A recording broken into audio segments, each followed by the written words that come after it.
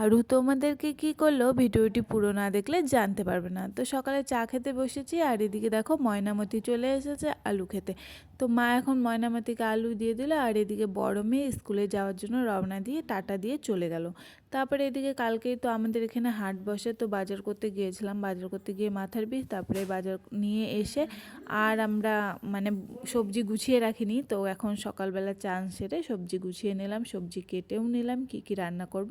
তো ওল কচু দিয়ে হবে মাছের ঝোল রান্না আর করলা আলু ভাজা করব, বেশি কিছু তো আমরা করি না। তারপরে এদিকে মা কাপড় ধুতে বসে গেছে আর আরও এদিকে খাচ্ছে। আর দেখো সকালে কত বাসন হয়, দুপুরেও বাসন, রাতেও বাসন, সারাদিন মানে খাওয়ার বাসন মাজো। এখানে মাছ ভাজা কমপ্লিট হয়ে গেল। তারপরে এদিকে দেখো আরও তোমাদেরকে মুখ ভেঙিয়ে দিল, এর জন্যই বললাম যে দেখো তোমাদেরকে আরও আজকে কি করলো। তো আমি যেহেতু ক্যামেরা লাগাই ভিডিও করি, তো তার জন্যই ও তোমাদেরকে এখানে ক্যামেরার সামনে এসে এই যে মুখ ভেঙিয়ে দিল।